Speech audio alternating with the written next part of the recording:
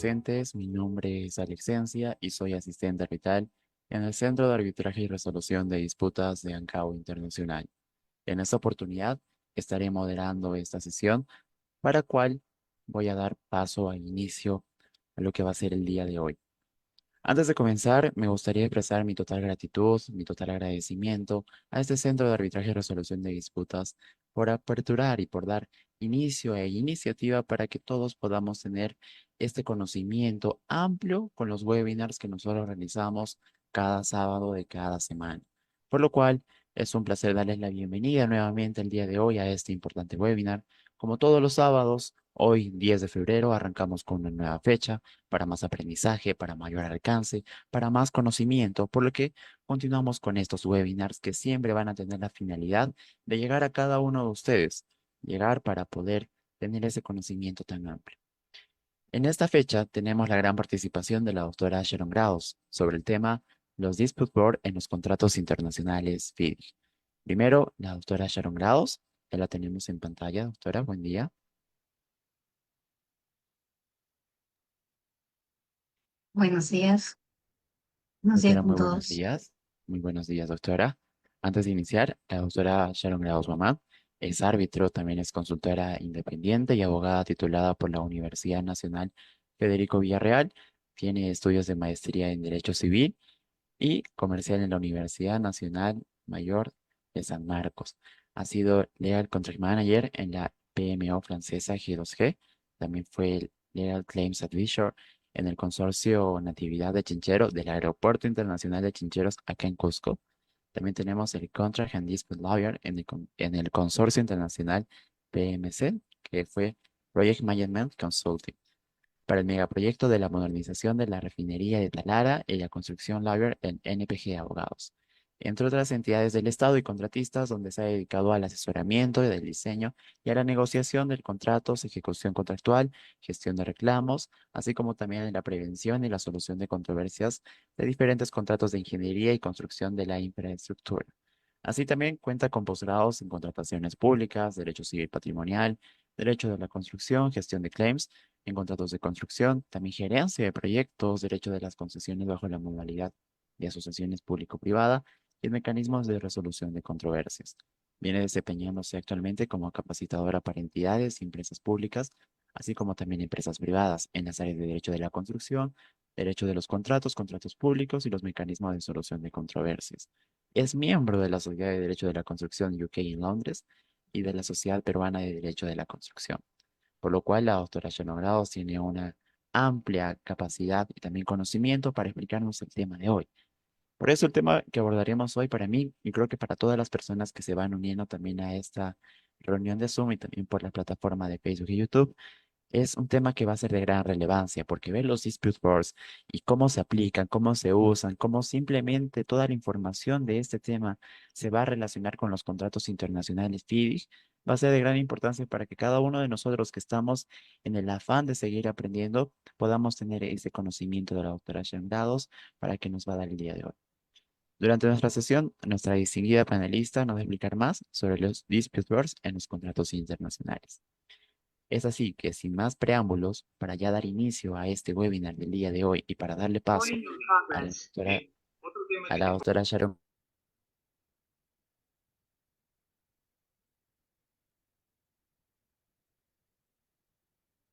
No se escucha. Doctora, ¿cómo está? Perdóneme, creo que he tenido un Sí, problema en los micrófonos.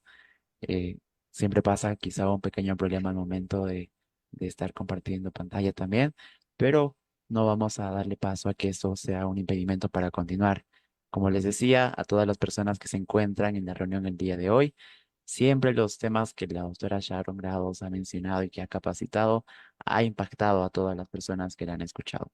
Por eso, y sin más dilaciones y sin más temas por el cual hablar de mi parte, le voy a dar el paso a la doctora agradeciéndole nuevamente por toda la gran importancia que nos va a dar el día de hoy. Así, doctora, le doy el paso. Muy buenos días. muchas gracias, Alex, por el preámbulo.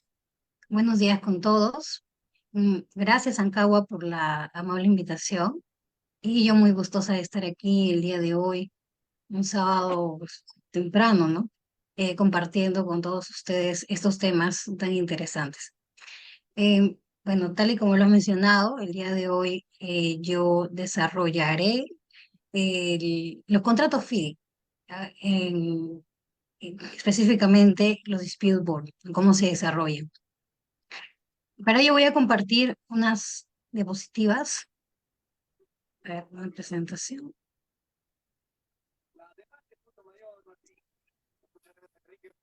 A ver, para empezar, este tema es muy extenso, tiene diversas reglas, diversas disposiciones contractuales que es extenso desarrollar.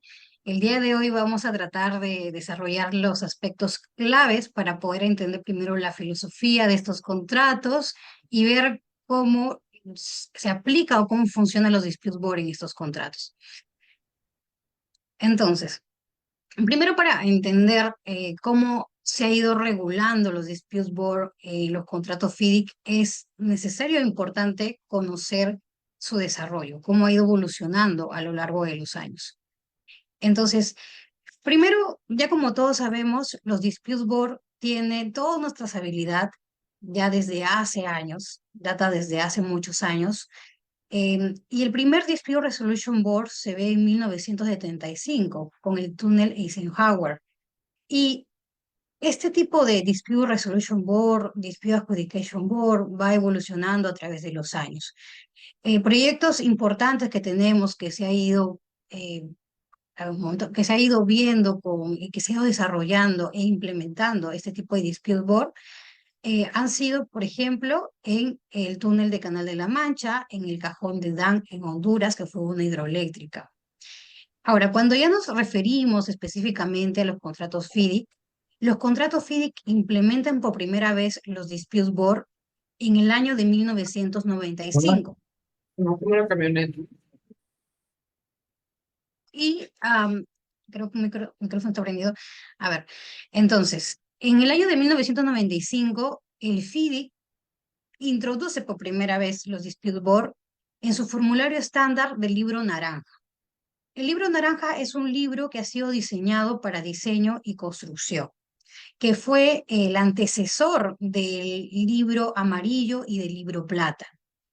Entonces, luego, en ese mismo año, el Banco Mundial ya era un usuario muy recurrente del FIDIC. Hasta ahora lo sigue siendo. Es más, para todos los proyectos que el Banco Mundial financia, el Banco Mundial solicita que se suscriban a este tipo de contratos porque para el Banco Mundial le otorga seguridad jurídica y así como otorga diferentes beneficios que otorgan los contratos estándares internacionales. En ese momento, el Banco Mundial hace de los Dispute Resolution Board, ya, el Banco Mundial ya en otro tipo de contrato también había implementado el Dispute Board en su forma de Dispute Review Board. Entonces,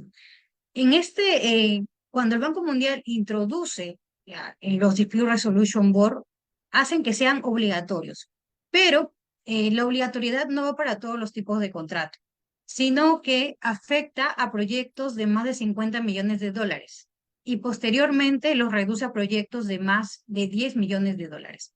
Entonces tenemos que el Banco Mundial primero establece un límite, un tope o un mínimo para que los proyectos sean obligatorios introducir un dispute board. En 1996, y ya más adelante vamos a ver por qué se hace esto, es que el FIDI propone que el DAP sea una alternativa aceptable al ingeniero. ¿Esto qué quiere decir? Eso no quiere decir que el ingeniero se deje de lado, sino que el ingeniero va a ir trabajando conjuntamente con el dispute board. Sin embargo, hasta ese momento el ingeniero tenía un papel muy preponderante.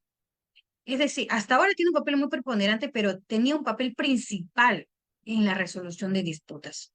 ¿Ya? Entonces, el ingeniero era el que gerenciaba el proyecto, pero a su vez resolvía reclamos y las disputas que venían, digamos, o que se generaban de esos reclamos también eran resueltas por el ingeniero.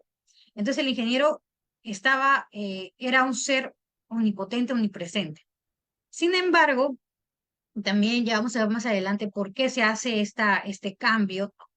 Se propone que el DAP sea una alternativa aceptable y que trabaje conjuntamente con el ingeniero. Y esta introducción se hace en el libro rojo. Recordemos que en su origen el FIDIC se anima por utilizar el DAP en los libros naranja, pero ya en 1996 ya extiende esa aplicación a los libros rojos. Entonces, en 1999, cuando se emite la Rainbow Suite, la primera Rainbow Suite que está constituido por los tres principales libros, que es el libro rojo, el libro amarillo y el libro plata, se implementa en toda la Rainbow Suite el Dispute Board. Pero, y acá va alguna aclaración, en el libro amarillo y en el libro plata solamente se implementa el Dispute Adjudication Board, es decir, bajo su función decisoria.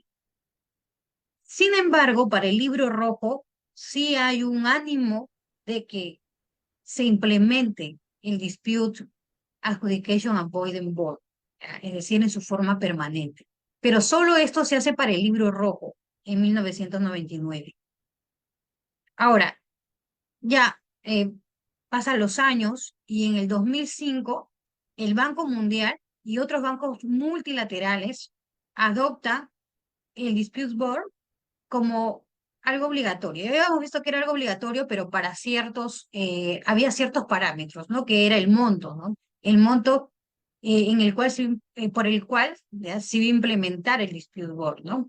Entonces, sin embargo, ya se elimina el monto, el parámetro del monto para la implementación de los dispute board y ya se hace obligatorio, ya para todo tipo de proyectos, ya que el Banco Mundial financia y en el que el Banco Mundial utiliza estos estándares. En el 2008 se implementó el DAP. Ahora, recordemos, ¿ya? Y esto es importante recordar porque de acuerdo a esta evolución es como nosotros vamos a encontrar regulado algunas disposiciones en los libros, y es bueno entender eso.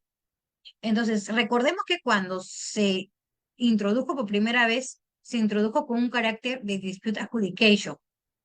En el libro rojo de 1999 se introduce con el carácter dispute adjudication también, pero también se introduce el dispute adjudication avoidance board.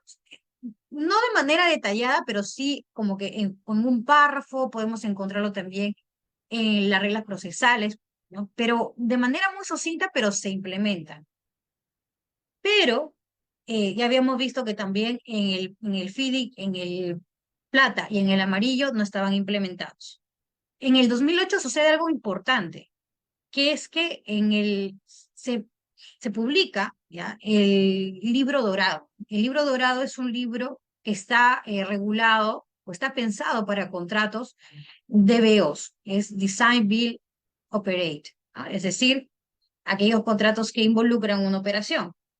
Entonces, el libro dorado marcó un hito para diferentes aspectos, pero ahora como estamos hablando de Dispute Board, también fue un hito para el Dispute Board, porque de lo que encontrábamos en el libro rojo, algo, digamos, sucindo, ¿no? Que se estaba desarrollando con ánimos de poder implementar un Dispute Adjudication Avoidance Board, el libro dorado ya lo implementa extensamente y hace no solamente la cláusula más extensa, sino que en las reglas procedimentales ¿ya? Que forman parte del acuerdo del Dispute Board, se implementa toda una serie de disposiciones para la función preventiva. Entonces, lo que fue algo pequeño se convirtió en toda una cláusula y una serie de disposiciones. Y es así que en el 2017, cuando ya se emite ya la segunda edición de la Rainbow Suite, es que seguía de ese desarrollo de la cláusula ¿ya? Del libro dorado. Y es que se introduce en la Rainbow Suite. Y también ya en sus reimpresiones que han sido en el 2022. Y el Dispute Board que teníamos regulado, vamos a ver en qué acápites, en qué disposiciones contractuales se regula todas estas cláusulas, disposiciones del Dispute Board.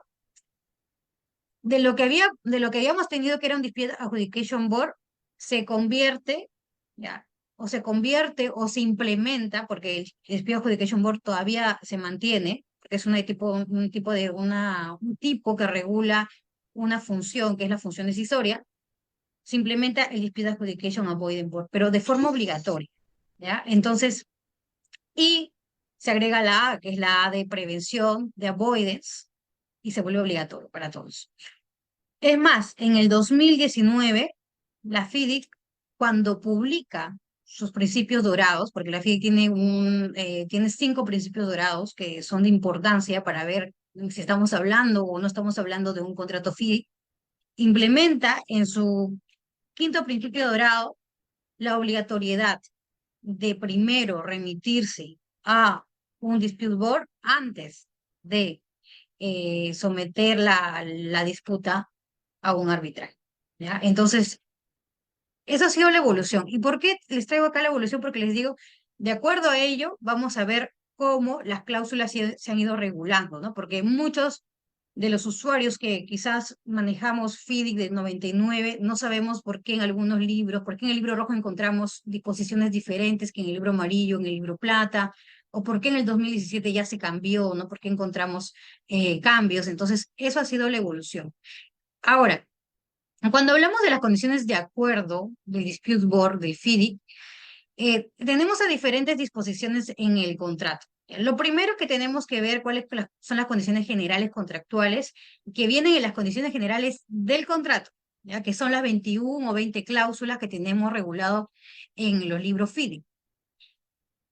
Pero adicionalmente a ello, las condiciones del acuerdo también se ven compuestas por el acuerdo DAP, que es el Acuerdo Dispute Adjudication Avoidance Board, o el acuerdo tripartito, que es suscrito el contratista y el miembro del Dispute Board.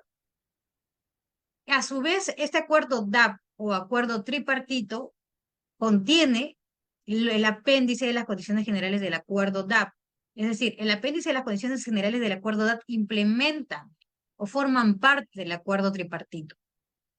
Y ahora en las versiones del 2017, con sus represiones del 2022, está compuesta por 12 condiciones generales. También se llama condiciones generales, pero la diferencia de las condiciones generales del acuerdo DAP es que las condiciones generales, las de las 20 cláusulas, 21 cláusulas, son condiciones generales contractuales. Ya, entonces, ¿cuál es la característica de esta condiciones generales del acuerdo DAP? Es que principalmente están relacionadas a las relaciones que tiene el DAP con las partes. Ahí vemos lo que es las garantías, ¿no?, que hace los miembros DAP a las partes, las obligaciones del DAP y las obligaciones de las partes también. Tiene una cláusula de confidencialidad, los compromisos de indemnización, ¿no? En caso de que exista algún incumplimiento del acuerdo por los miembros del BOR, cómo funciona la renuncia, la resolución, entre otras cláusulas. Pero ese es el factor común que tiene las condiciones generales del acuerdo DAP, el apéndice, ya que va, digamos, que forma parte del acuerdo DAP o del acuerdo tripartito.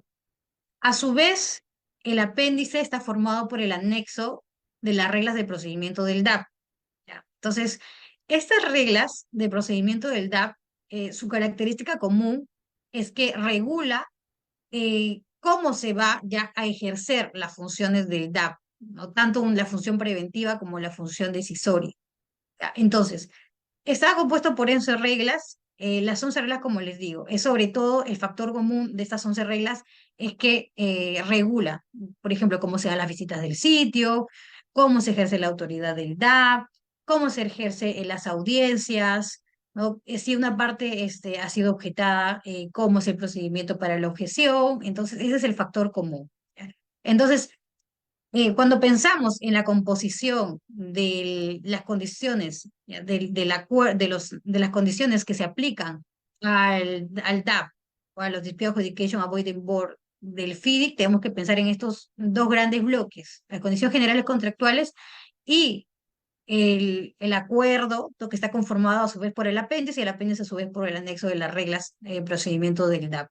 Esto es importante saber porque encontramos muchos contratos FIDIC, ¿ya?, que en sus condiciones generales modifican las condiciones generales en el mismo, lo más óptimo sería que las condiciones generales contractuales, si es que se va a optar por otro procedimiento o otras reglas que van a regir el actuar del DAP, que se coloquen las mismas condiciones generales, pero vemos en muchos cuerpos contractuales que se mantiene tal cual las condiciones generales contractuales y se pretende solamente modificar el 2, ¿no? Este de acá, el bloque 2. Y cuando se modifica, o cuando se, por ejemplo, ¿no? Las partes quizás no van a requerir que todas estas disposiciones se apliquen, se tiene que modificar desde acá, desde las condiciones generales contractuales, y se modifiquen las condiciones particulares. Entonces, ese es el problema que vemos en el día a día. No se sabe cómo se va a modificar en caso se quiere optar por no escoger o por no aplicar estas condiciones de acuerdo del Dispute Board del FIDIC. ¿Ya? Entonces, ahora, cuando por ejemplo nosotros nos vamos a remitir a otro reglamento, ya no se van a aplicar ninguna de estas reglas. Sin embargo, lo que recomienda el FIDIC es que por la naturaleza, por la dinámica, por los términos, se opte por utilizar estas reglas, porque realmente si nosotros nos ponemos a revisar estas reglas, realmente es un cuerpo muy robusto que nos da todas las guías, que nos da las pautas de cómo vamos a llevar o cómo el Dispute Board va a llevar sus funciones, ¿ya? Y cómo las partes también se deben comportar. A comparación de otros contratos o otros contratos estándares que no tienen desarrollado de manera muy explícita estas condiciones o estas reglas, ¿ya? Entonces, en cambio, FIDIC sí ha hecho el trabajo de desarrollarlo y es más, en cada evolución que el FIDIC ha tenido de sus contratos, ha tratado de implementar mejoras para que las funciones del DAP puedan ejercerse con facilidad. Y ya, acá el mensaje es que cuando veamos, ¿no? Todas las condiciones, no solamente de que detengamos de una manera cerrada en las condiciones generales contractuales, sino veamos todas las reglas que rigen y que van a complementarse unas entre sí. Ahora, las condiciones generales contractuales, que son diferentes a las condiciones generales del acuerdo DAP, eh, están reguladas desde en la cláusula 20. En la versión de 1999 la encontramos regulada en la 20.2 hasta la 20.8. Si bien es cierto, si ustedes aquí pueden apreciar la 20.6 y la 21.6, se refiere al arbitraje en en las disposiciones del arbitraje también hay unas disposiciones que se van a referir al DAP o se van a referir al Dispute Board. ¿Ya? Entonces, por eso es importante, y también lo traigo a colación, porque encontramos disposiciones dentro de estas cláusulas referidas al funcionamiento, digamos, o a cómo se relaciona el arbitraje con el Dispute Board. Ahora, esta ha sido como una introducción para entender ya cómo se regula o cuáles son las condiciones claves que hay que entender cuando hablamos de un disputador en los contratos FIDI. Y la cuestión uno es desde y hasta cuándo tiene que estar nombrado y constituido el dispute board de acuerdo al contrato FIDI. ¿Ya? Y aquí vamos a encontrar que es diferente a lo que conocemos, ¿no? En el ámbito local, en nuestra normativa de colaboración con el Estado, o también se diferencia, ¿no? Con otros cuerpos, digamos, normativos, contractuales, que rigen los dispute board. Lo primero es que hay una gran diferencia entre las versiones 99 y las versiones del 2017. En la versión del 99, el plazo de nombramiento, es decir, de la designación, corría máximo 28 días desde la notificación de intención de la controversia. Y por eso les comentaba que era importante entender el desarrollo. ¿Por qué? Porque eso solamente va a ser para el libro amarillo y para el libro plata. Recordemos que en el libro amarillo y plata, para esta versión, solamente existía el Dispute Adjudication Board, no existía otro tipo de edad. Entonces, cuando las partes identificaban una controversia, lo sometían, ¿ya? Al DAP. Pero hay una diferencia entre someterlo y la intención. Entonces, este plazo de 28 días corre desde la intención, o sea, una de las partes que tiene la intención de someter a controversia lo comunica a la otra parte, y de ese momento, desde la notificación, se cuenta el plazo de los 28 días para que se pueda designar a los miembros del DAP. ¿Ya? Entonces, sin embargo, como hemos dicho, en el libro rojo, ¿ya? Sí se había implementado el DAP permanente, ¿ya? Entonces, por tanto, es que para el DAP, que era el adjudication, que era en su función decisoria, igual se aplicaba estos 28 días desde la intención de la controversia, pero cuando estábamos tratando ya de un dispute adjudication avoided board, es decir, cuando una función permanente, entonces el plazo corría de la designación y el plazo que estaba en el apéndice de la oferta. Ahora, acá muy importante es que en el libro rojo, como les había comentado, todavía era como muy, no estaba muy desarrollado. Entonces, todavía no era obligatorio que se tenga al TAP, o con la A, con el avoidance, desde el inicio de las obras, sino que iba a depender de lo que deseaban las partes, desde cuándo querían colocarlo para que el DAP pueda brindar su función preventiva, ¿ya? Entonces, por tanto, tampoco no era obligatorio que lo colocáramos desde el inicio de la ejecución contractual. Pero la diferencia de esto cuando nosotros vemos los libros es porque efectivamente en el libro rojo sí había o sí se había implementado el DAP con su función preventiva. Ahora, ¿cuándo expira en las funciones de 1999? Expira cuando sea efectivo el escrito de descargo indicado en la subcláusula 14.4.12. Pues 14.12, el 14.12. Entonces, ¿qué sucede acá, no? ¿Qué hablamos con el escrito de descargo, no? Para homologar el escrito de descargo sería similar a, a la liquidación, un paso antes de la liquidación, porque, a ver, el procedimiento también de pago del FIDIC es muy propio del FIDIC, ¿ya? Entonces, antes de que se realice la liquidación final, se hace una conciliación intermedia, ¿no? Entonces, pero antes de eso hay una solicitud. Ahí se llama solicitud de valoración de relación valorada final, ¿ya? Que es como una solicitud de que ya se inicie la liquidación propuesta por el contratista. Entonces, como les había comentado, el ingeniero tiene un rol muy preponderante. Lo que hace el ingeniero es revisar eso y concilia directamente con el contratista.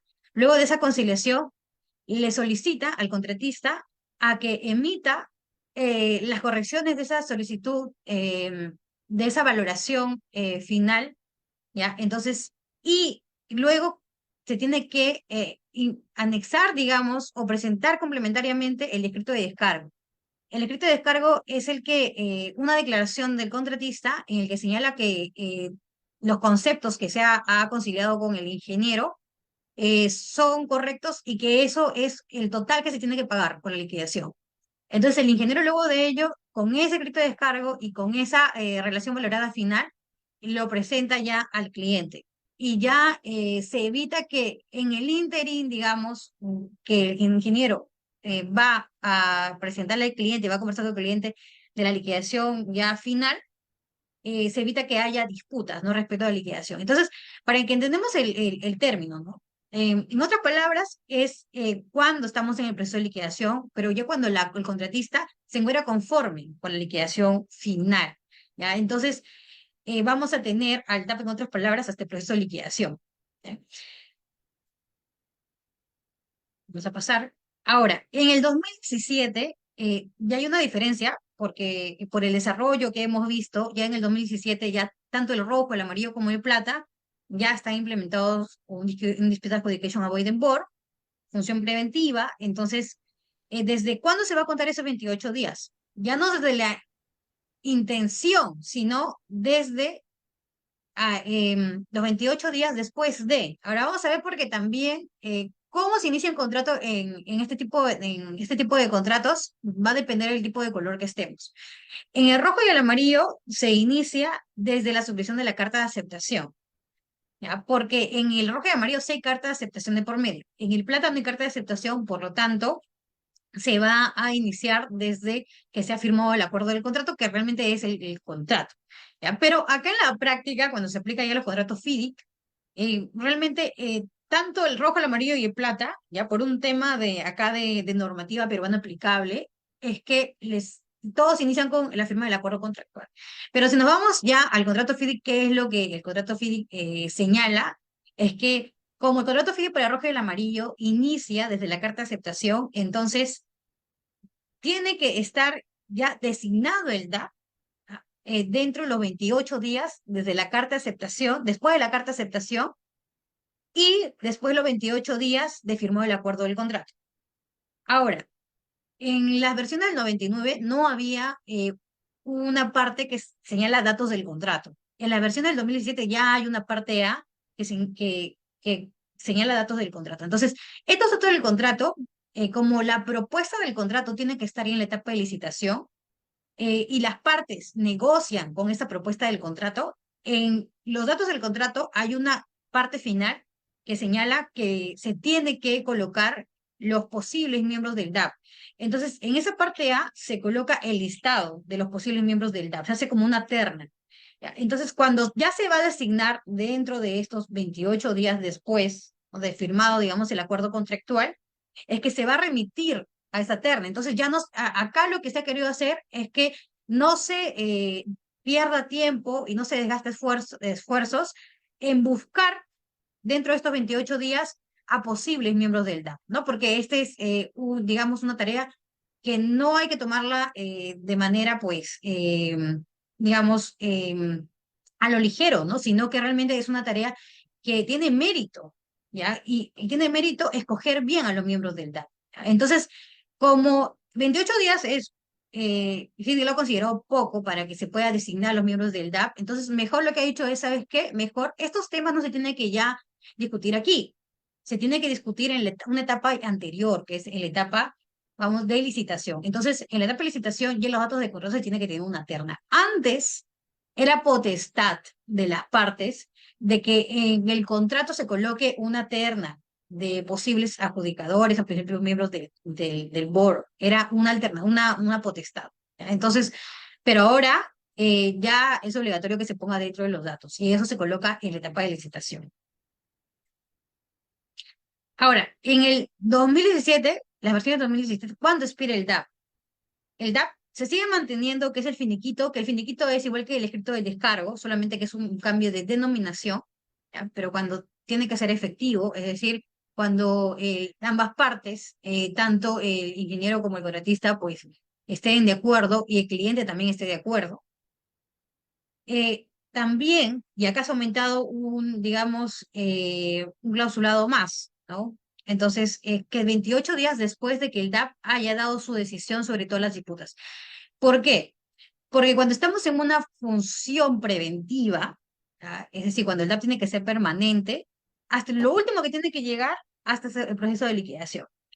Pero cuando estamos ante una función decisoria, ¿ya? Lo que el DAP tendría que hacer es expirar hasta que haya dado su decisión sobre todas las disputas, ¿ya? Que le hayan sido referidas, ¿no? Que le hayan sido sometidas. Entonces, esta es la distinción, ¿no? O lo que ocurre último, ¿ya? Entonces, es que supongamos, ¿no? Que quizás estamos en la etapa de liquidación, pero pues, hay controversia en la etapa de liquidación. Entonces, esa controversia se va a someter al DAP, ¿ya? Y el DAP va a poder verlo. ¿Por qué? Porque no se va a extinguir con la liquidación, ¿no? Porque es lo que va a ocurrir último, ¿ya? Entonces, ¿por qué? Porque se presenta controversia de liquidación también. Entonces, lo que se ha querido es que el DAP esté presente en todas las controversias, no solamente hasta una etapa, digamos, ¿no? Para hacer una comparación hasta la recepción, sino que sí vaya hasta el último, esté acompañando a las partes hasta el final. Y no solamente hasta el final, ya cuando presenta ya la liquidación y ya se ha conciliado, sino que se asegura que si existe alguna controversia respecto también a esta etapa, también el DAP lo pueda ver. ¿Ya? Entonces, por eso es lo que ocurra último. Ahora, em, también tenemos, digamos, por otra parte, ¿ya? Cuando el contrato se resuelve, ¿ya? O se termina, porque hay distintas maneras de que se pueda terminar, ¿no? Una de las maneras que el FIDIC señala que se puede terminar el contrato es mediante la resolución.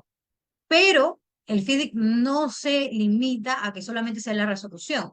¿ya? Sino que las formas de extensión del contrato o las maneras de terminación del contrato se adecúan a la ley aplicable, ¿ya? Entonces, pero cuando hablamos de terminación, pues vamos a homologarlo digamos, a la figura de la resolución, y el DAP debe estar, ¿cuándo debe vencer, no? ¿Cuándo debe vencer el DAP? ¿O hasta cuándo debe estar? Hasta que, cuando se termine el contrato, hasta que el DAP ha dado su decisión sobre todas las disputas que fueron referidas a ellas. Entonces, dentro de los 224 días posteriores a la fecha de terminación. Entonces, si es que con la carta, ya, con la carta de terminación de resolución, se da como por resuelto, ¿no? Se da como por resuelto el contrato, y de esa fecha, 224 días posteriores, el DAP tiene que resolver todas sus disputas que se le haya sometido durante la ejecución contractual antes de que se termine el contrato, ¿ya? Pero también puede ser la fecha que las partes llegan a un acuerdo final sobre todos los asuntos en relación con la terminación. Entonces puede ser que en el primer supuesto es que durante la ejecución contractual se haya sometido a diversas controversias. Pero en el proceso de resolución, proceso resolutorio, como se ve, existen muchas también controversias derivadas del proceso resolutorio. Entonces, ¿qué se necesita el DAP para que pueda solucionar ese tipo de controversias? Entonces, el DAP también puede entrar en ese proceso. Entonces, lo que ocurra más temprano. Si lo primero ocurre, el primer supuesto, ¿no? Ocurre más temprano, que es que, digamos, se ha terminado, se está dando otro proceso resolutorio y el DAP resuelve todas sus decisiones y dentro de este proceso resolutorio no surgen nuevas controversias, entonces acaba. Pero en caso de que el DAP, ¿no? esté resolviendo, digamos, todas las disputas que se han sometido durante la ejecución contractual y en esta etapa surjan nuevas disputas, entonces se va a tener que quedar, ¿no? Entonces, por eso es lo que ocurra más temprano. Ahora, ¿cómo se designa al DAP?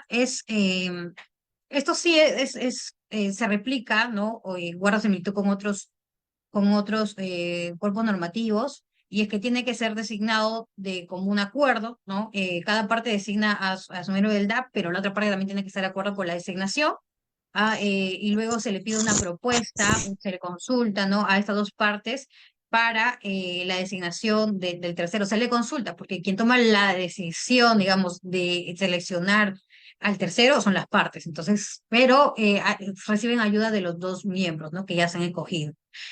Ahora, si es que no se llega ya a nombrar al presidente, ¿ya? Entonces, o al presidente o a los dos miembros, ya, dentro de los 28 días, ¿no? Porque tiene que, 28 días hemos visto, ¿no? Entonces, o al sustituto se da un poco más de días, que es 42 días, ¿no? Porque puede haber por incapacidad, ¿no? Por muerte o porque lo quitaron, ¿no? Entonces, puede ser que se requiera que se reemplace al miembro del DAP, entonces son 42 días. Y en la versión del 2017 se ha contemplado otro supuesto, que es que uno de los miembros no quiera suscribir. Pero esta, digamos, resistencia a la suscripción del acuerdo DAP tendría que venir porque no está de acuerdo con los miembros nombrados. Entonces, no es por cualquier, digamos, resistencia que uno de los miembros, uno de las partes no quiera suscribir el acuerdo DAP, sino que es porque no está de acuerdo ya con la designación de dichos miembros. En esos casos es que se va y se solicita a la persona encargada del nombramiento que nombre. Y ahora, ¿quién es la persona encargada del nombramiento? La que está en el contrato. En el contrato tiene que las partes, antes ya de que comience el contrato, se tienen que poner de acuerdo. Ahora, usualmente no sé, usualmente en la práctica se ve que ya estamos en la ejecución contractual y no hay una persona encargada de hacer el nombramiento. En caso de que no exista una persona encargada de hacer el nombramiento, quien nombra es el presidente del FIDI o una persona designada por el presidente del FIDI. Antes, ya, en la versión de 1999, el FIDI nombraba de una lista de adjudicadores que tenía, ¿ya? Entonces, era como un poco, era cerrado, ¿no? Esa designación. Ahora ya se ha abierto, es decir, que no necesariamente tiene que estar en la lista, ya de los adjudicadores del FIDIC, porque el FIDIC está certificando para que sean adjudicadores, no tendría que estar en la lista, sino a cualquier persona que crea, ¿no? Que cumple con las competencias. Entonces, ahora, y es una persona competente para el FIDIC. Acá no hay un tema de profesión, ¿no? Si es que es abogado, ingeniero. Realmente, efectivamente, existe una contribución valiosa de los ingenieros, pero tampoco hace como una selección entre ingenieros y abogados, sino lo que solicita es que tenga experiencia tanto en el proyecto, en el contrato que se va a utilizar, que sepa interpretar cláusulas contractuales, ¿ya? Porque no solamente vamos a ver que los asuntos derivados de los claims, digamos, que son propiamente técnicos, son los que suben, sino también otro tipo de controversia que puede venir de determinaciones, de certificaciones, de interpretación de cláusulas contractuales. Entonces es necesario que los miembros del DAP tengan esa expertise, ese conocimiento, esa competencia para poder interpretar cláusulas contractuales y que hablen el idioma aplicable, fluido. ¿Ya? Esos son los tres parámetros para que se pueda decir que un DAP es competente o no es competente. Ahora, voy a correr porque ya el tiempo pues nos gana. A ver, ¿cómo trabaja el ingeniero con el DAP? ¿No? Antes, en las versiones, o sea, el FIDIC, ¿no? Desde 1957 hasta 1987, todas las disputas, como les había comentado, se derivaban al ingeniero, todas. O sea, el ingeniero era el que veía las reclamaciones, el ingeniero tiene una participación muy importante. El ingeniero tiene un papel de gerente de proyecto. Entonces, ve todo, ve certificaciones, resuelve defectos. El ingeniero ve las condiciones físicas imprevisibles. Entonces, el ingeniero, y dentro de una de sus funciones, que es una de las más importantes, es de resolver reclamaciones. Em, pero el ingeniero, a ver, nosotros decimos que el ingeniero es una figura imparcial. Efectivamente es una figura imparcial, un tercero, no forma parte del personal del cliente, pero el contrato señala que sí, el ingeniero representa al cliente, porque el ingeniero es contratado y pagado por el cliente. Entonces, si bien es cierto, el ingeniero pues tiene que ser imparcial, pero en la práctica se ha visto que el ingeniero, esto no se respeta, ¿ya? Entonces, ¿qué sucedía, no? Que era como que para asegurar, digamos, esa imparcialidad, es que se implementa también el dispute board como una alternativa, ya hemos visto, del ingeniero. Sin embargo, acá hay una excepción, ¿ya? Cuando el ingeniero esté realizando su función, el dispute board no puede, digamos, ahí trabajar, ¿no? Entonces, acá señala, ¿no? Dicha solicitud conjunta podrá realizar en cualquier momento, excepto durante el periodo en el que el ingeniero representante y cliente esté diseñando sus funciones de la determinación, ¿ya? Entonces, una de las funciones más importantes del ingeniero es determinar, porque cuando determina el ingeniero, y su función de imparcialidad cobra mucha importancia, mucho énfasis. Cuando determina el ingeniero o también el representante del cliente, tiene que ser completamente imparcial, ¿ya? Entonces, hay diferentes de asuntos que el ingeniero determina, por ejemplo, garantías de cumplimiento, rectificar medidas correctivas, remediar defectos, variaciones, pago provisional, todo el tema de impago, certificación de pago, como le digo, fuerza mayor, ampliación de plazo, reclamaciones. Entonces, cuando el ingeniero está determinando, ahora, cuando el ingeniero determina, esa determinación tiene que venir expresamente del contrato, ¿ya? Porque el ingeniero no puede determinar cualquier materia, sino que el contrato tiene que establecerte qué materias tiene que determinar el ingeniero, ¿ya? Entonces, cuando el ingeniero está determinando, el dispute board no se puede, digamos, involucrar en esa determinación. Porque cuando el ingeniero determina, hay todo un proceso de determinación. Entonces, lo primero que el ingeniero hace es tratar de llegar a un acuerdo con las partes. El ingeniero se desempeña, tiene un papel también digamos, de resolutor de cualquier tipo de asuntos, ¿ya? No solamente un asunto que haya llegado a controversia, sino de cualquier tipo de asuntos que esté expresamente establecido en el contrato.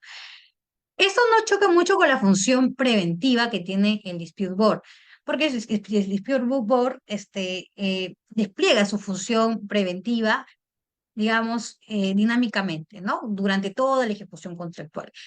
Quizás esto puede un poco, digamos, afectar en cuando es la función decisoria, ¿no? Porque no puede pasar un asunto a controversia antes de que el ingeniero lo haya visto, ¿ya? Entonces, por ahí un poco que sus funciones pues tienen que estar muy claramente separadas, pero cuando es función preventiva, todas las partes, sabemos, tienen que trabajar conjuntamente y de manera colaborativa.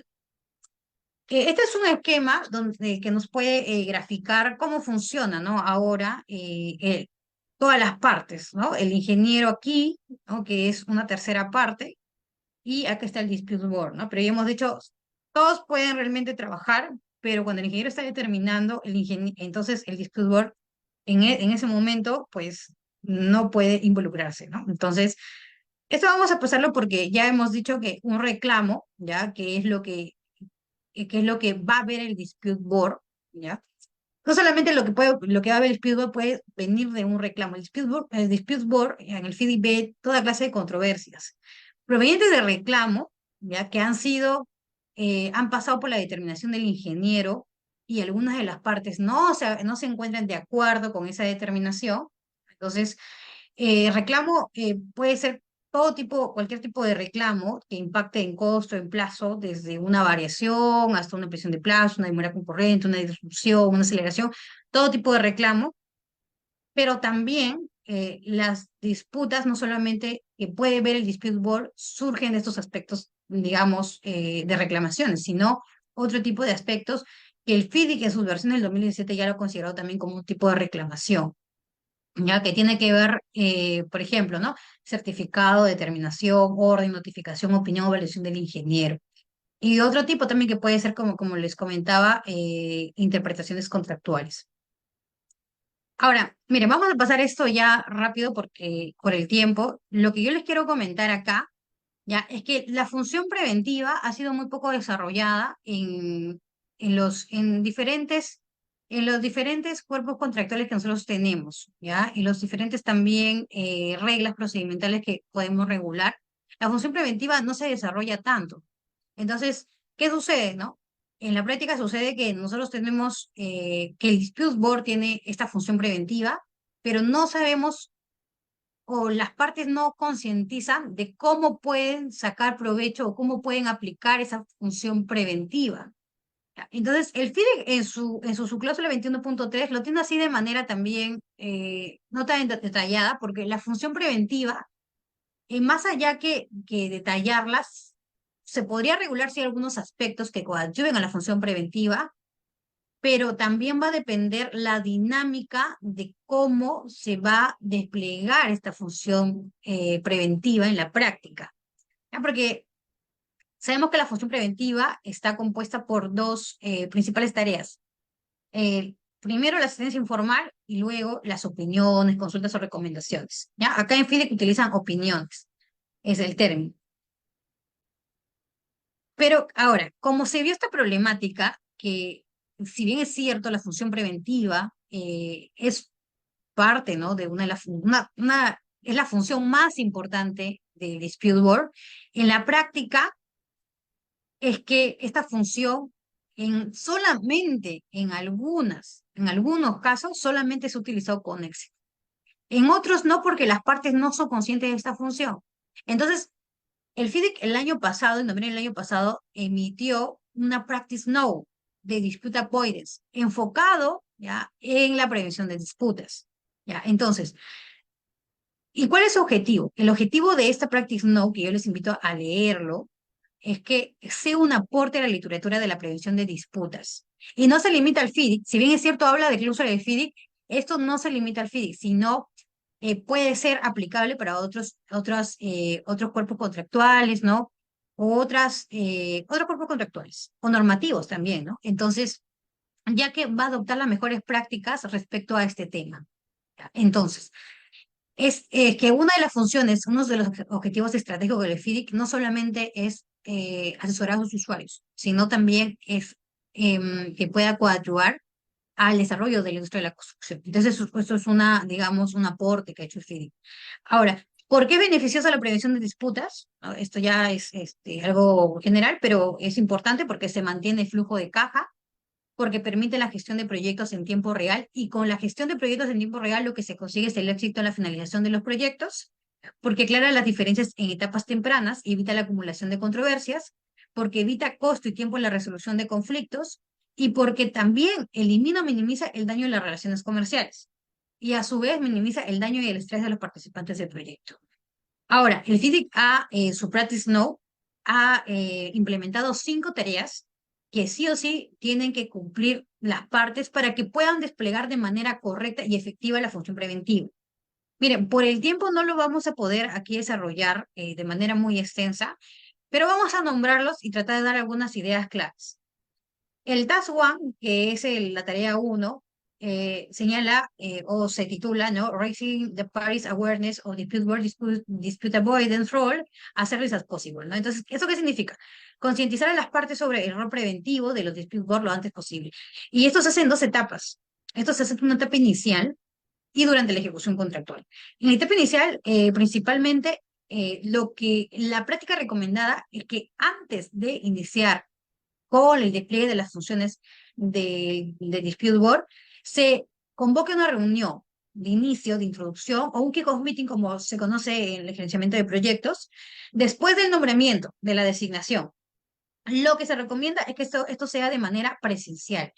Y no solamente para que las partes se conozcan, ¿no? Porque es importante sí establecer un espíritu de confianza entre las partes, pero no solamente para eso, sino para que el dispute board le pueda comunicar a las partes sobre cómo las partes pueden solicitar o pueden utilizar esta función preventiva, ¿ya? Entonces, para ello, lo primero que tiene que hacer, pues, esta es una tarea del dispute board, de los miembros del dispute board.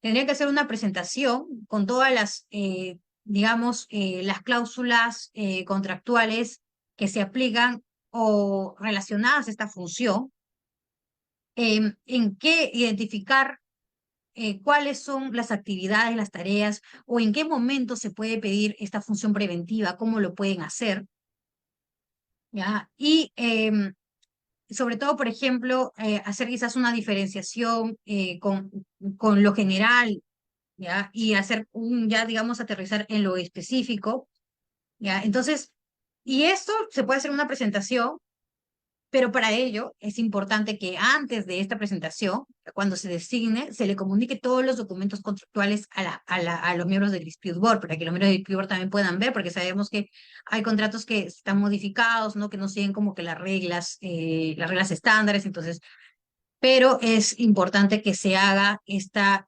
reunión y esta presentación para que puedan dar a conocer a las partes cuándo las partes podrían solicitar esta función preventiva, porque no todos sabemos exactamente cuándo, ¿no? Aparte de las asistencias informales o las opiniones que son las más utilizadas, las consultas, a veces no sabemos cómo desplegar o cómo utilizar la asistencia informal. Entonces es importante para esto, ¿no? La reunión de inicio y durante la ejecución contractual es que se puedan hacer en visitas del sitio, pero en la agenda poner asuntos de interés, que haya un espíritu proactivo en la comunicación, ¿no? Cuidado también con la comunicación, porque no es que cuando comunicamos tenemos que hacerlo de manera imparcial, ¿no? No se puede hacer como que responsabilizando alguna parte, ¿no? O tratando de evidenciar como que, o evidenciando alguna parcialidad, ¿no? De por medio. Entonces quizás uno tiene una opinión muy individual, pero cuando hay que darla de la manera, digamos, más parcial posible, ¿no? Para que no haya malinterpretaciones y no genere ese espíritu de desconfianza que no queremos.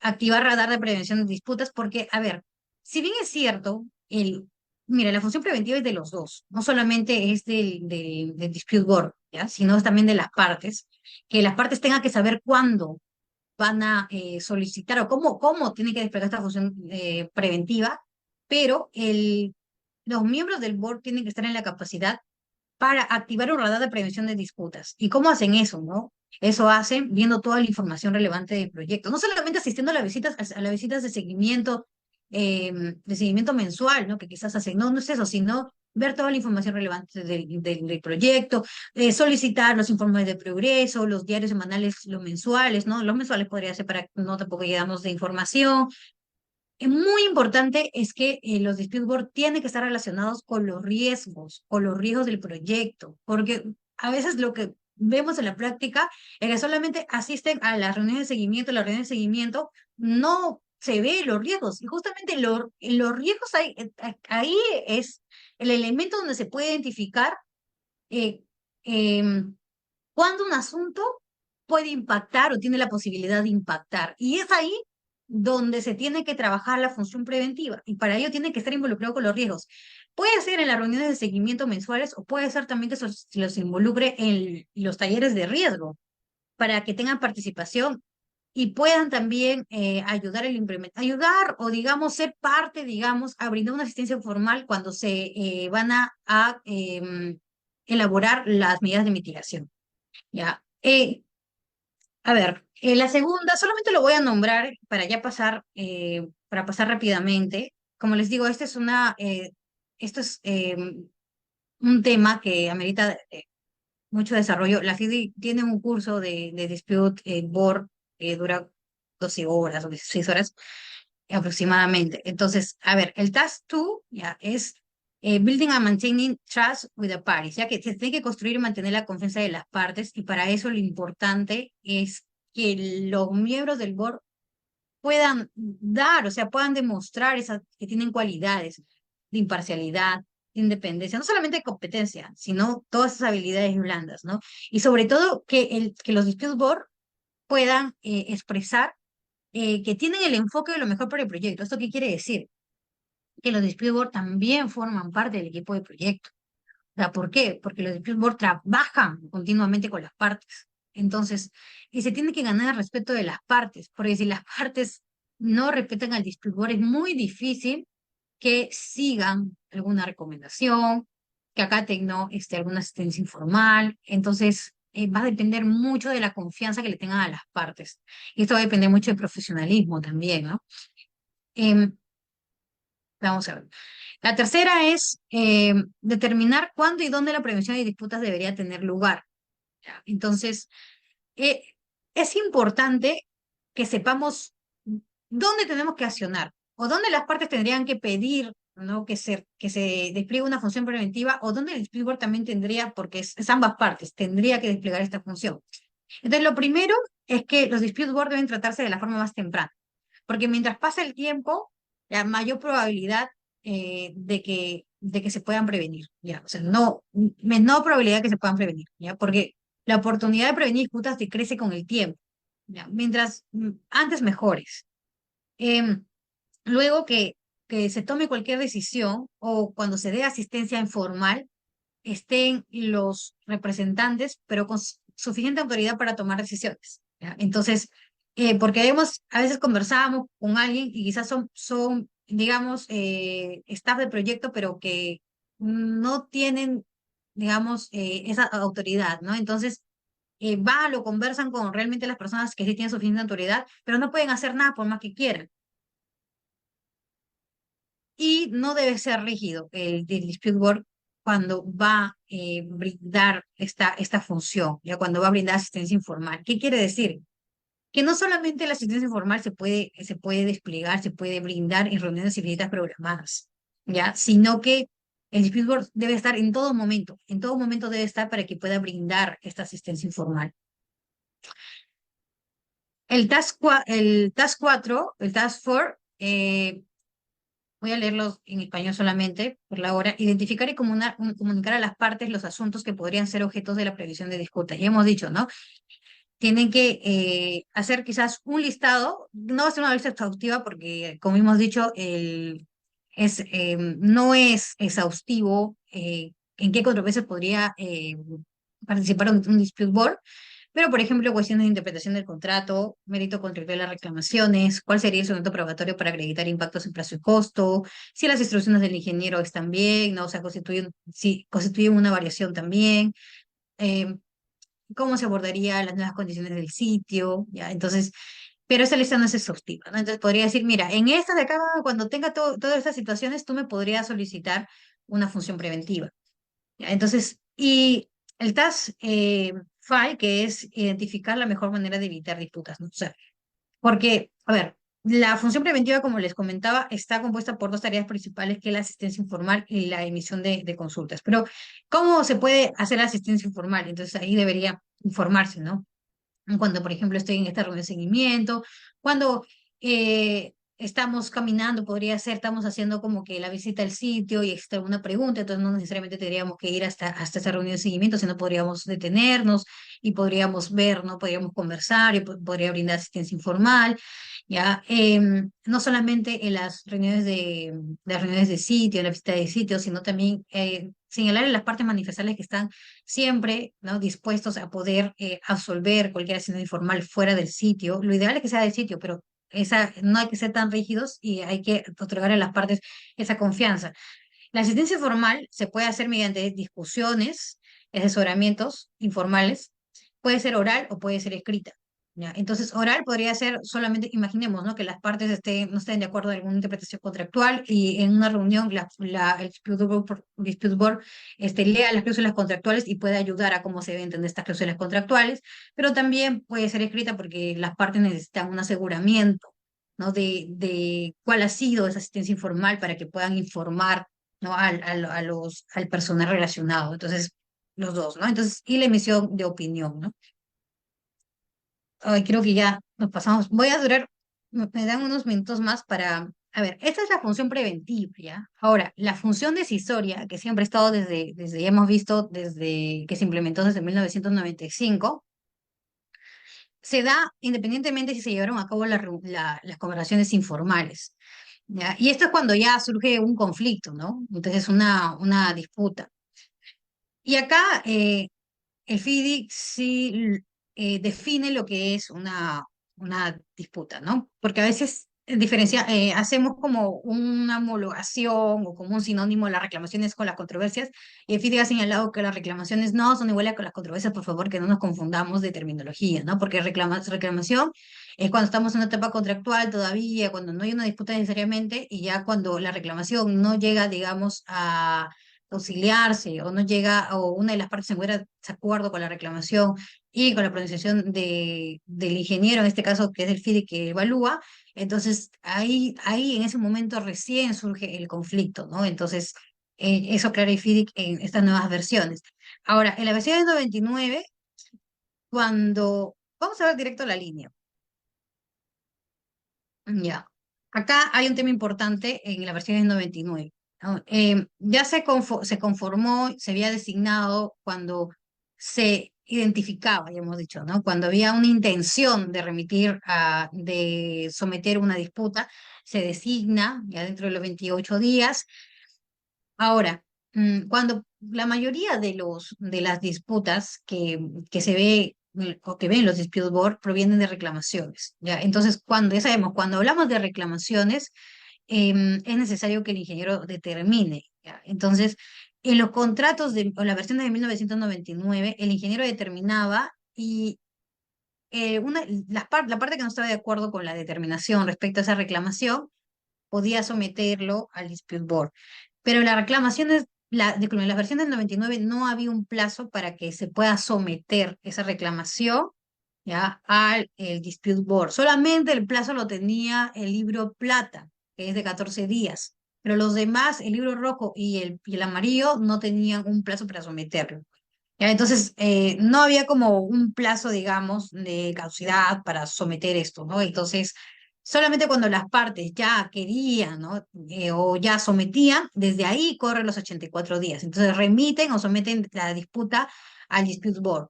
¿Ya? Entonces, desde ese momento corren los 84 días para que el dispute board resuelva. Luego de que emite su decisión, ¿ya? Ahí es final. No, disculpen, ahí es vinculante. Cuando emite su decisión es vinculante. Pero tiene 28 días para que una de las partes pueda emitir su insatisfacción y disconformidad, y así no está satisfecho con la decisión del DAP. Esta parte es sumamente importante porque no puede someter a arbitraje una decisión del dispute board si no has colocado tu insatisfacción o tu disconformidad. ¿Ya? Por más que tú estés insatisfecho y no has colocado, no se puede remitir. ¿Ya? Entonces, coloco la insatisfacción y de ese momento corre 56 días para que yo intente resolver la controversia en un acuerdo amistoso. ¿Ya? Entonces, los mecanismos de resolución de controversia del FIDIC son tres: dispute board, acuerdo amistoso y arbitraje. ¿Ya? Entonces, si es que ya las partes no han podido pues, ponerse de acuerdo o llegar a una solución en ese periodo de 56 días mediante el acuerdo amistoso, entonces el arbitraje puede comenzar.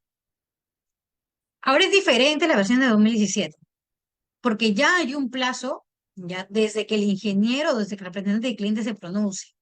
Habíamos visto que en la versión 99 no había plazo, solamente para el libro plata. Ahora sí hay un plazo, ¿ya? Y hay dos notificaciones de insatisfacción, ¿ya? Antes solamente había una, que era de la decisión del dispute board. Ahora hay dos. La primera es con la determinación del ingeniero, ya que es necesario que exista una notificación de disconformidad para que pueda ser, para que pueda ser llevada al DAP, si no, no se puede. Luego de esa notificación de disconformidad del ingeniero, corren los 42 días. ¿Ya? ¿Para qué? Para que se pueda someter la controversia. Entonces, sí o sí debería empezar dentro de los 42 días el procedimiento de sometimiento para que se pueda para que las partes puedan solicitar una decisión. ¿Ya? El desarrollo dura 84 días igual. ¿Ya? Eso está regido por todo, le hemos visto las condiciones del DAP o del DAP. ¿Ya? Se emite la decisión del DAP, ¿ya? Del DAP. Vamos, ya. Ahora, cuando se emite es vinculante. Ya de partir del momento que se emite es vinculante. Ya, hay 28 días para que también emita su notificación de disconformidad, tiene que emitirse sí o sí. ¿Ya? Y cuando ya se emite, si no se emite la notificación de disconformidad, se entiende que la decisión es vinculante y definitiva o final. Si no se emite digamos, si se emite la notificación de disconformidad, se entiende que solamente es vinculante, más no definitiva, porque se va a ver en el arbitraje. ¿Ya? Entonces, em, ahora, no voy a poder mirar el arbitraje si, si he incumplido, si no me he ido primero ya al dispute board, ¿no? Pero hay excepciones. ¿Y cuáles son estas excepciones? ¿Ya? Que existe un incumplimiento con la decisión del ingeniero. ¿Ya? Entonces, si la decisión del ingeniero ya quedó también, la notificación de disconformidad del ingeniero quedó vinculante, quedó final, se tiene que cumplir. Si se incumple, ya no voy a pasar por el dispute board. Si quedó vinculante y final, ¿ah? Porque si le pusieron una notificación de disconformidad a la decisión del ingeniero, sí tiene que ir al dispute board. Pero si no le pusieron, podría ir directo al arbitraje. Incumplimiento de la decisión del DAP, ya que exista una decisión ya vinculante y final, pero a pesar de ello, ya no incumplan, a pesar de que haya sido vinculante y final. Entonces se va al arbitraje. Y no es necesario una notificación de disconformidad. Y el DAP no se ha establecido. Ahora, respecto a este último, existen muchas opiniones que es como un cascarón vacío, ¿no? Que realmente es como que saboteas todo tu procedimiento anterior poniendo esta cláusula, ¿no? Que si no se estableció el DAP, te puedes ir directo al arbitraje, cuando lo que realmente quieres es que el DAP se encuentre constituido. Entonces, bueno, respecto a esto hay mucho que hablar, ya cuáles son las opiniones a favor, en contra, pero lo que ha dicho el FIDIC en su guideline, o sea, que su guía, es que lo que no se quiere es que las partes también se vean restringidos a poder ver sus controversias en otra instancia, ¿no? Pero bueno, aquí hay digamos, muchas opiniones, porque podría ser también que por un ánimo, digamos, hasta doloso, podría ser la parte, por no querer constituir su DAP, podría poner muchas trabas, ¿no? De manera dolosa, eh, y por eso su mal actuar no se constituyó, podría irse directamente al arbitraje. Que se ha visto muchos arbitrajes que se ha utilizado esta cláusula de acá para irse al arbitraje sin haber pasado por el dispute board y de manera intencional. Bueno, entonces con eso acabaría. Disculpen porque me pasó.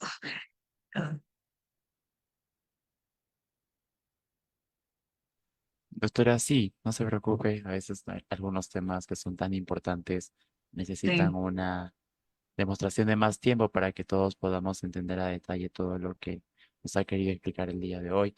Y le agradezco bastante, tal vez porque su explicación ha sido bastante atinada, bastante precisa, ha sido bastante detallada en sí en cada aspecto que nos ha querido demostrar el día de hoy. Y de eso, doctora, me gustaría quizá preguntarle algo que me ha interesado en sí. Y también invitaría quizá a los participantes que están en esta reunión de Zoom a que puedan realizar sus preguntas en el chat. Asimismo, también les recalco que se les ha enviado un formulario de Google para que puedan registrar su asistencia. Dicha asistencia se les hará acreedora a que puedan tener un certificado que se les va a enviar días después. Ahora sí, doctora. Una pregunta que me llamó mucho la atención y que le quisiera hacer es, ¿qué se podría mejorar de la función preventiva en los dispute boards, a su parecer? A ver, a, a ver, regulatoriamente, o sea, ¿qué es lo que podríamos regular? Em, yo creo que, por ejemplo, poner un listado de situaciones en las cuales el dispute board podría intervenir, ¿no? De manera en su función preventiva, ¿no? Quizás también, sabemos que todas estas buenas prácticas que hemos visto que trae la nota práctica del FIDIC no está regulado, ¿ya? Porque cuando nosotros vemos otros reglamentos también para poder comparar, no existe una regulación, digamos, detallada de la función preventiva, sino se va más por una regulación de la función decisoria. ¿Ya? Entonces, quizás podríamos extraer algunas buenas prácticas, como por ejemplo he señalado, ¿no?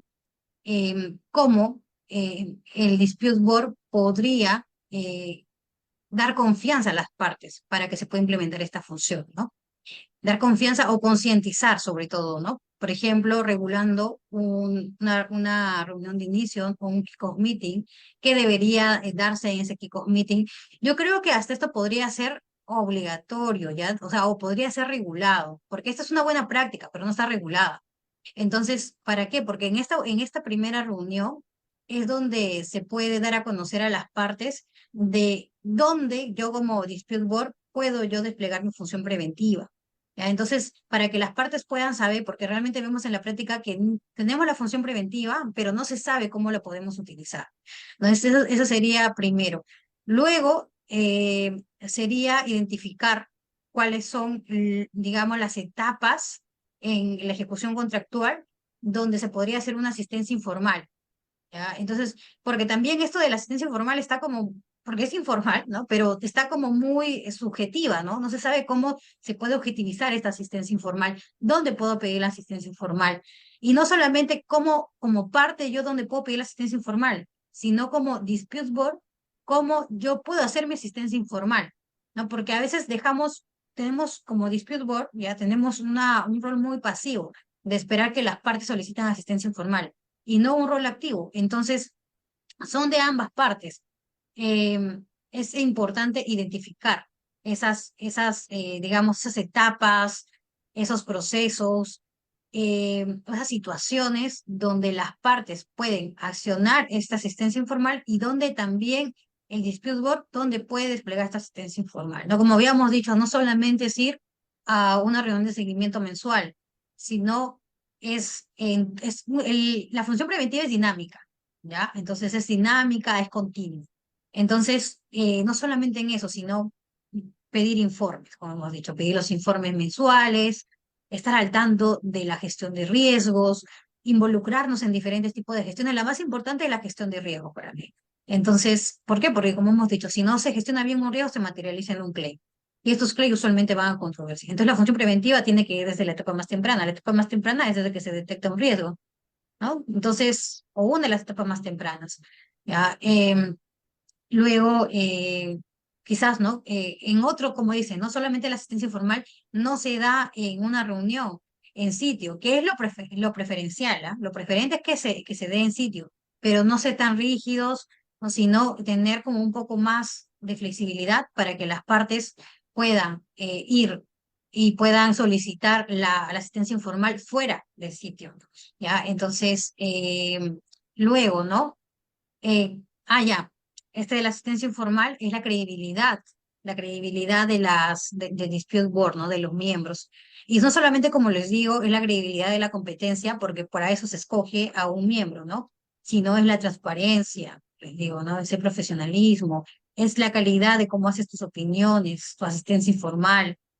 em, y sobre todo es el enfoque de proyecto, ¿sí? ¿No? Entonces tienen que transmitir ese enfoque de proyecto, no como si estuvieran apartados y si fueran como un tercero, ¿no? Que solamente está viendo, observando, haciendo seguimiento, como una contraloría, ¿no? Que está como pendiente de que te equivoques, no, sino que forma parte del equipo y está para asesorarte, para ayudarte, ¿no? Entonces, lo que yo creo es que realmente en nuestros tanto reglamentos como condiciones contractuales de los contratos internacionales.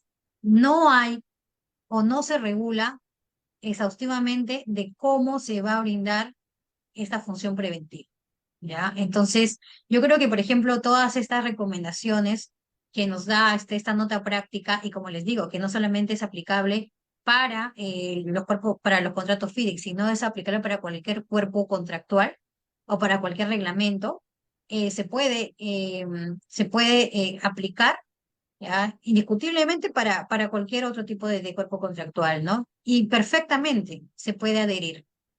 Pero eso es lo que yo he notado, que no hay una regulación, digamos, una regulación exhaustiva desarrollada respecto a la función preventiva.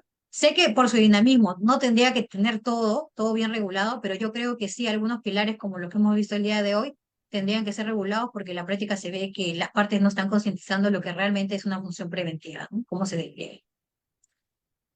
Doctora, le agradezco bastante y como siempre su explicación es bastante detallada. Asimismo, doctora, en el chat de Zoom tenemos una pregunta, es del ingeniero Walter Moreno, si no me equivoco, que le dice, felicitaciones a la doctora Sharon Grados por su exposición. ¿Qué bondades del DAB en FIDIC podrían implementarse en la JRD en Perú? A ver, el FIDI tiene diversas diferencias con la JRD, pero realmente el fondo es que todos quieren eso, queremos prevenir, ¿no? Queremos que los dispute board puedan desplegar todas sus bondades, sus beneficios, ¿no? Pero a ver, primero el FIDIC no tiene, digamos, ese tope, ¿no? Que tiene la JRD para llevar a controversia asuntos. Entonces, el FIDIC que hemos visto ya, digamos, las materias adjudicables, se podría decir, o las que podrían ser llevadas pues al dispute board, no están limitados por un tope, por una cantidad, y tampoco están limitadas en materia, ¿ya? Entonces, es más, hemos dicho, ¿no? Que lo de dispute board, justamente la competencia que se lo solicita el FIDIC a los miembros del dispute board, no solamente es que tengan competencia, experiencia y preparación en los proyectos, ¿no? El tipo de proyecto que van a ser miembros, sino también en el contrato y aparte de ello es que tengan una preparación para poder interpretar cláusulas. ¿Eso qué quiere decir? ¿Qué nos transmite el FIDI con eso? Que no solamente tenemos que ver cosas, o sea, sí, el core, digamos, el cuerpo es ver las cosas técnicas, porque eso es porque la construcción, ¿no? La historia de la construcción es un negocio eminentemente técnico, pero está preparado también para poder interpretar, entender cómo se van a, digamos, se van a hacer aplicables las distintas disposiciones del contrato, ¿ya? Entonces tienen que estar preparados para eso, ¿ya? Entonces por eso es que el FIDI tampoco no coloca una limitación respecto a los profesionales, si va a ser ingeniero, va a ser abogado, o sea, no, no, sino que si se encuentra un profesional competente, valga ingeniero, abogado, que cumpla con estos requisitos, bienvenido para que sea. ¿Ya? Entonces, luego también, como hemos dicho, el FIDIC no regula solamente que cuando el dispute board está desplegando su función preventiva, sea solamente hasta la etapa de recepción, ¿no? Sino que se extiende hasta la etapa de liquidación. Y es más, hemos visto que la versión del 2017 no solamente hasta la etapa de liquidación, sino que es que si surge una controversia quizás de la liquidación, ya es que justamente los miembros del dispute board estén ahí para ayudar a las partes a resolver este tipo de controversias. Luego también cuando se termina un contrato, ¿no? Porque cuando se termina un contrato también no solamente tiene que ver las decisiones que han sido sometidas hasta ese momento, sino también tiene la facultad para ver todas las disputas que surjan respecto a este proceso, ¿no? Resolutorio. Entonces, creo que es ese, ¿no? Es hasta cuándo, ¿ya? El plazo da, es las limitaciones que tiene respecto al monto, respecto también a las materias que van a ser llevadas por el DAC, ¿ya? Y luego también a, digamos, a las limitaciones de los profesionales, ¿no? Que van a ser parte del DAC. Yo creo que la misma, ahora me voy un poquito más allá, ya él me preguntó qué bondades, pero yo veo que también hay se repiten, digamos, dos falencias, ¿ya? Tanto en la ley de gratuaciones como en el FIDI, que justamente que permite que si no se constituyó el DAP, si no se designó DAP, si no hay DAP, se puede llevar directamente el arbitraje, ¿ya? Y como les digo, o sea, es como meterse un cabe, ¿no? Porque te estás como regulando todo bien para que justamente el Dispute Board pueda desplegar su función tanto preventiva como decisoria y regulas pues un clausulado así, que es como que le dijeras a las partes, bueno, si es que no quieres, te puedes saltar. Es como que un mensaje contradictorio, ¿no? Tienes que hacerlo, pero a la parte estoy diciendo, pero bueno, en todo caso, si no quieres constituirnos, si hay un problema en tu constitución, ni siquiera un problema ajeno a las partes, sino quizás hasta puede ser, como les digo, un problema que venga propiamente de las partes, o sea, intencionalmente. Entonces, le da una alternativa como para que, si no quiere constituirse intencionalmente, se pueda ir directamente al arbitraje. Y se está dando un mensaje contradictorio y realmente se está restando, ¿no? Se está restando cuáles son los beneficios del dispute board. Perfecto, doctora. Le agradezco bastante y espero que también el ingeniero Walter lo haya tomado en cuenta y le haya respondido también su pregunta. Asimismo, también tenemos a una persona que está levantando la mano para quizás hacer una pregunta. Es el señor Peter Palomino Figueroa. Si desea, puede hacer la pregunta. Aló, aló, ¿me escuchan? Sí, sí, Perfectamente. perfecto. ¿Qué tal? Bueno, primero que todo, felicitar a la doctora Grados, muy buena exposición, la felicito. Eh, Me surge una duda, porque la verdad no tengo mucha experiencia en FIC, más en NEC y bajo ley de contrataciones. La autora mencionó que en los contratos FIDE hay una regulación bastante extensa de los dispute boards, ¿no? De sus competencias, sus funciones y todo lo demás. Pero también alegó que, se estaba dejando de lado una función muy importante, que yo igual que considero que es el tema de la prevención y la ayuda en la gestión de riesgos, ¿no? Que es, por ejemplo, la asistencia informal. Yo no sé si en el contrato FIDE, en su regulación sobre los dispute boards, regula la figura de la asistencia formal, por ejemplo, en JRD no se regula, ¿no? Y es importante, y coincido con la autora plenamente, que hay que involucrar tempranamente a los dispute boards, ¿no? En la gestión de riesgo, es decir, que generalmente cuando se genera una alerta, ¿no? De riesgo, y ver cómo trata ese riesgo, ya involucrarlos, porque es muy probable en muchas ocasiones eso va a reclamación, ¿no? Por eso, era mi pregunta si en este tipo de contratos de FIDIC sí había la figura de la asistencia informal o no, ¿no? Expresamente. Sí, sí, Peter, muchas gracias por tu pregunta. Sí, sí hay una regulación de la asistencia informal, justamente en en las reglas de procedimiento del DAP y también las condiciones generales del acuerdo DAP, ¿ya? Pero, a ver, hay una regulación, pero esta regulación pues no es extensa, pero esta regulación es como que le da la facultad a las partes, tanto a la parte, tanto al contratista, al cliente, para que pueda solicitar esta asistencia informal, ¿ya? Y también al dispute board, pero es una regulación muy somera, ¿no? No es una regulación exhaustiva. Pero es justamente era lo que iba, ¿no? Mi comentario. Pero justamente por eso, a ver, como las reglas procesales y también las condiciones generales del acuerdo lo dejan abierto, te dice, ¿no? Te dice, su regulación es así, ¿no? Que cualquiera de las partes en cualquier momento puede brindar asistencia formal o solicitar opiniones a los miembros del DAP, ¿no? Y tiene que facilitar, no sé, es que el miembro de DAP pues solicita que requiera ayuda, digamos, para entender un poco más sobre la problemática tiene que proporcionar esa colaboración, ¿no? Que tienen que realizarlo en un espacio de confianza, de colaboración, de manera proactiva, pero así. sea, de manera general. Lo que les digo que sí, efectivamente, por ejemplo, cuando tenemos al reglamento de la CCI, ¿no? El reglamento de la CCI está desarrollado, digamos, en cuanto a sus reglas también, ¿no? Cuántos son los días para que presentes, ¿no? O sea, te establece cuáles son los tipos de dispute board, entonces, pero más que todo son reglas procedimentales respecto eh, a cómo se constituye, qué pasa, ¿no? Si es que no se cumple con el deber de imparcialidad, o sea, son temas más de forma que realmente temas, digamos, de fondo, que es digamos, que es lo principal, ¿no? Que es la principal función del dispute board, ¿no? Que es la función preventiva. Sí está bastante regulado, como les digo, pero en ese aspecto todavía no tiene una regulación muy detallada. Pero por eso el FIDIC sacó su nota práctica. Entonces, si bien es cierto, no está regulado, pero la nota práctica ya está regulado cuáles son las tareas de manera detallada. Si bien es cierto, la nota práctica no complementa o no forma parte del contrato, pero es una buena práctica. Entonces, lo que FIDI también incentiva mucho es utilizar buenas prácticas, y más aún, no cualquier buena práctica, una buena práctica que esté estandarizada en un documento, ¿no? Entonces, se podría utilizar esta nota práctica.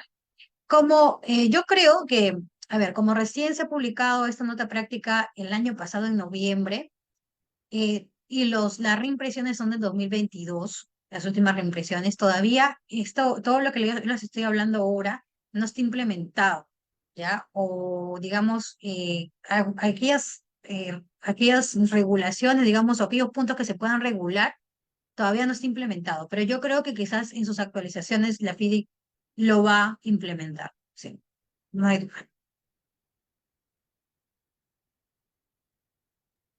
Perfecto, doctor, y también gracias por la pregunta que ha realizado el señor Fidel Palomino Figueroa. Y ya, bueno, ya pasando un poco más el límite de la hora, quisiera agradecer nuevamente, doctora Sharon.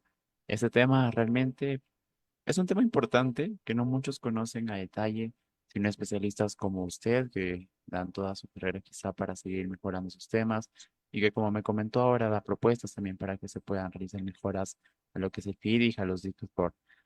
Doctora, le agradezco bastante su explicación, todo el comentario que realizó, las respuestas a las preguntas fueron totalmente correctas y atinadas a mi parecer, y le agradezco, y desde el Centro de Arbitraje y Resolución de Disputas, le agradecemos que haya aceptado esta invitación para que este sábado nos pueda haber dado esta capacitación a todos los presentes en esta sala Zoom y también a todas las personas que nos están viendo desde la plataforma de Facebook.